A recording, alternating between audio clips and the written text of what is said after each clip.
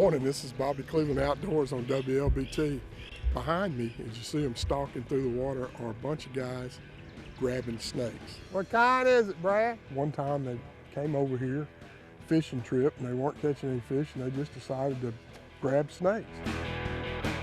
The first one I caught was probably a third this size. He might have been, 16, 18 inches. Did he bite you? Wasn't very big around. He did. They're gonna get bit. They get bit almost every snake they catch. It's extreme, and there's really not, I don't know if there's anybody else doing what we do the way we do it. I don't know why everybody in the world is fascinated with rednecks or the Southerners. We've been with, shooting TV show, shooting for a reality show here with CMT. If you notice that one boat over there, that's a Canadian film crew from CMT Canada. When you talk about primal fear, what is the root fear in your life? Mine's a snake. It's an adrenaline rush. Yeah. It's like skydiving or, any other kind of extreme sport. We had a beautiful day on Lake Washington. I didn't have to touch any snakes, and I'm happy about that. But I'm gonna tell you what, these guys are crazy. But what a beautiful place to do it. From Lake Washington, this is Bobby Cleveland Outdoors for WLBT. Jump one more time for be a star. There you go. That's a product of about 2 hours of searching. Welcome to Bobby Cleveland Outdoors. We're out on a private lake in Madison County today and with peat ponds, and we've been doing some searching. We use crankbaits to try to locate a pattern going up and down a creek channel, and we finally found where the creek channel moves in real close to some grass. And we switched to a finesse worm, a Cinco type worm on a real small finesse hook. First cast in, we got a bite, missed the fish, threw right back in, and just as soon as it got to the bottom, this guy ate it, and I think we're on to something now. I think we're gonna catch some fish. Wow.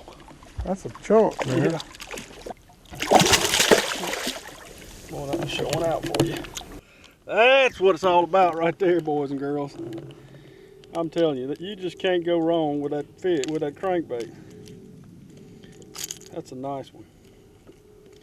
All I was doing was cranking that bait down there. I'd pump it a little bit, and slow it down, start it, and ooh, he's pulling. I've got 8-pound test on here, and the reason I use such small line whenever I'm trying to get those fish is you get a lot more bites the smaller the line. And that was the reason that we usually throw a leader, but with that small line, you can't really pull him in the boat. You have to be easy with him. But that fish, he hit that little Cinco. There's the little bitty hook that we like to use that Bobby was talking about earlier. Look at him jumping. That right there is my favorite lure of all time, a Bandit 200. Last cast, Pete. Short and sweet. It's been a great day. We've caught bass on crankbait, worm, top water. Everything we've thrown, we finally got on a good pattern. It's been a lot of fun. For peat ponds and for WLBT, this is Bobby Cleveland Outdoors. Hello, it's Bobby Cleveland. Welcome to my world, which today is on a really windy but pretty Barnett Reservoir. It's kind of tough fishing, but right now we got to deal with something else, which is going to put a little interruption, but it's not going to end our fishing trip. I got a hook in my arm. It happens to everybody, and a lot of people would think that was the end of the trip, but it's not necessarily the case. With me today is Bass Pro Pete Ponds, and he's going to show us and help me get this hook out and ease this pain, and we'll be back fishing in a couple of minutes. The first thing you want to do is cut the line off, excess here. When the hook first goes in, it's probably not going to hurt quite as bad. As time passes, it gets more and more sore. And what I do is I double this line. Normally if I'm using monofilament, I'll double it. And what I want to do is take that line and put it under the shank of the hook. And then as I do that, I'm going to push down on this part of it, which is going to make that barb reverse back. And then when I pull it, it's going to pop out. But the idea is when you push that eye of the hook down, you're getting a direct lineup of the way that the hook went in the arm. All right, on 1, 2, 3. And the hook's gone, okay? So all I've got here is just a puncture wound, and basically take some antiseptic and clean it up. Now that we got our little emergency fixed up and the wind is abating a little bit, I think we're gonna go back to fish and see what we can find out.